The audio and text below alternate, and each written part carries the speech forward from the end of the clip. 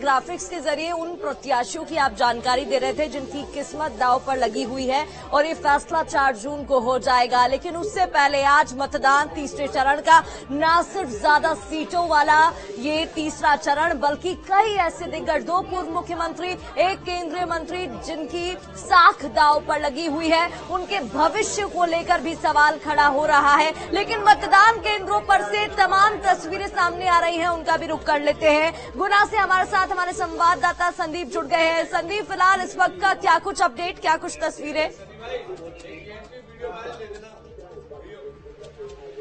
देखिए, शुरुआती 1 घंटा अब खत्म हो चुका है और इस दौरान में सुबह से ही मतदान केंद्रों पर कतारें नजर आने लगी थी और अब इक्के दुक्के जो वोटर्स हैं वो यहाँ पर नजर आ रहे हैं।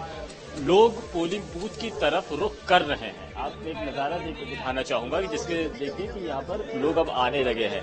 तो जैसा पहले हुआ करता था कि सुबह के वक्त में ही लंबी लंबी कतारें, वैसा आमतौर पर यहाँ के पोलिंग बूथ पर देखने को नहीं मिल रहा है। ये बात जरूर है कि सुबह 7 बजे के वक्त में मतदान अच्छा खासा मतदान करने के लिए अच्छे खासे लोगों की भीड़ यहाँ जमा हुई थी।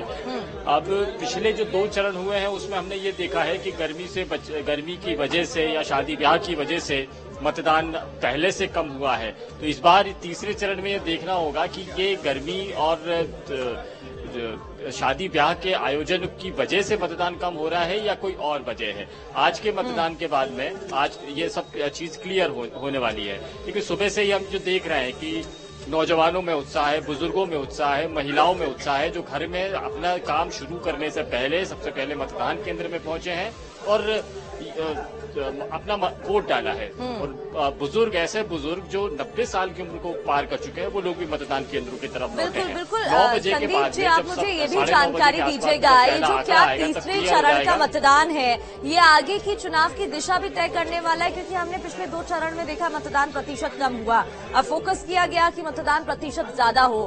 तो ऐसे में क्या भविष्य चुनाव का ये तय कर सकता है?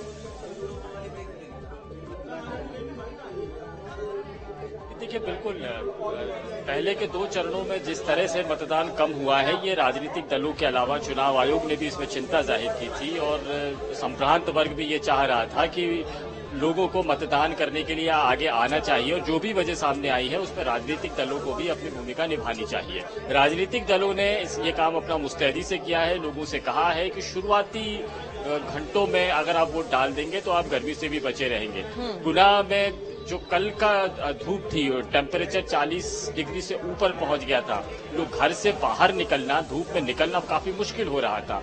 तो शायद ये वजह है कि लोगों ने मन बना लिया था कि पहले शुरुआती घंटों में ही वोट डालने के लिए आ जाएंगे और मतदान केंद्रों पर अब जो चहल पहल नजर आ रही है उससे लगता है कि ये ठीक जो राजनीतिक दलों की जो अपील है, चुनाव आयोग की अपील है, वो काम कर रही है।